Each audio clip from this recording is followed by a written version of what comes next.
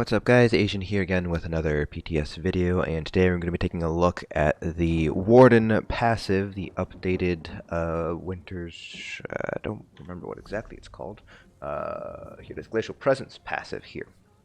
So this was updated in Storm 5.3.0, where enemies and allies who have recently been chilled take 10% more critical damage and healing from you. That is added on to the Glacial Presence passive here, which increases the chance of applying chill to enemies with Winter's Embrace abilities by 200%. So that first line there pretty much remains exactly the same as it has been. It's that second line that's been added, a 10% additional critical damage to enemies who have been chilled. So how does that all play out is kind of the first question. Is it a debuff? Kind of how does this work? So I did end up trying this out a little bit here. So I basically light attacked a dummy for quite some time here.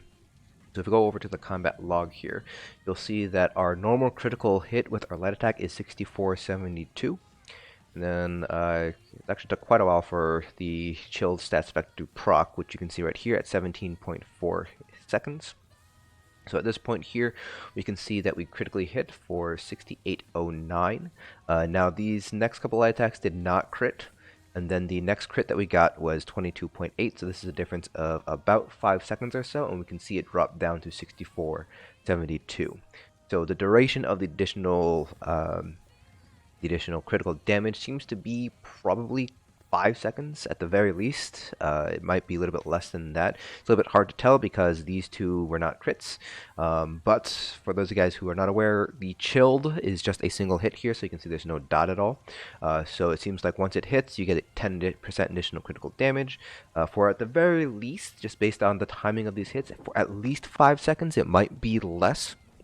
But 5 seconds is probably a good sort of estimation for how long additional critical damage lasts for. The next chilled bonus here happened right here, but none of these were crits, so really couldn't make any telling difference here.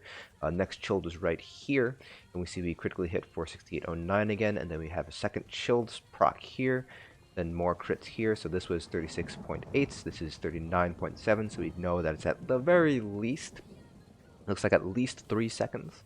But then we get chilled again, and so we weren't able to really tell whether it was 3 seconds or 4 seconds or even 5 seconds. But my guess is either 4 or 5 seconds is how long you have for the additional critical damage and critical healing if you happen to have an ally who is affected by chill. So that critical healing portion probably won't be happening too often in PvE. There's only really one fight I can think of where you might get chilled stats effect, and that'd be like Kestis on Sunspire. I'm sure there are other fights where you are taking frost damage and you might get chilled, but there's probably very few and far between, so this is probably the more common use of this passive is going to be from the critical damage.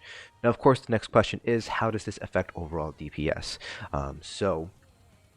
Because you need to have that chill stats effect to get the additional 10% critical damage, how exactly does that play out? Because a lot of magic DPS run either weapon damage or absorb magic glyphs on the back bar. So for magicka wardens, would it be worth running a frost damage glyph on the back bar instead to maximize your chill uptime, so that way you're able to get all that critical damage right off the bat?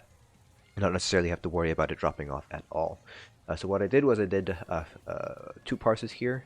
So the first one here was with the weapon damage glyph on the back bar here. You can see here Maelstrom Inferno infused weapon damage.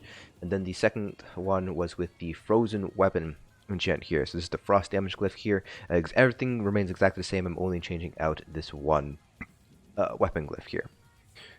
So with the frozen weapon glyph, we pulled 85k, just over 85k. Now, we did have a little bit of luck here with the crit chance. So with Mother Sorrow, our average crit was probably around 65%, so we did get a little bit lucky with the critical hits. So I did decide to standardize just because of that, and when I standardized this parse, it ended up actually being closer to about 82.9k, so quite a bit of a drop when I standardized for crit chance. And then here, we pulled 82.8k with the weapon damage glyph. So this also, I ended up standardizing this as well. It was a little bit smaller of an increase in DPS. Actually ended up being a slight decrease actually. We actually had a little bit higher crit chance once we accounted for the Zon proc here, which does not crit at all. So when we adjusted for standardized on the crit chance and the crit modifier, we got 82.3k with the weapon damage glyph. So it does look like using the frost damage glyph on the back bar is probably going to be a pretty good option for a Warden to maximize your critical damage, especially if, since you're probably going to be running the Shadow Mundus to help improve your overall critical damage here. If you take a look at Minor Maim, we got 51 procs of Minor Maim, which is our chilled status effect, versus our frozen weapon glyph here, so our frost damage glyph, 73 procs of chilled and minor maim here. So we got a much better uptime on the minor maim here than we did with the weapon damage glyph.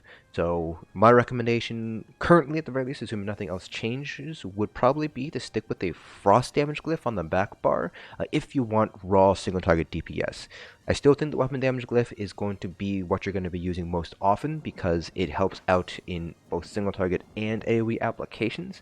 But if you want to min-max your single target, you're probably going to want to pick up a frozen weapon glyph on the back bar rather than a weapon damage glyph on the back bar as a magicka warden.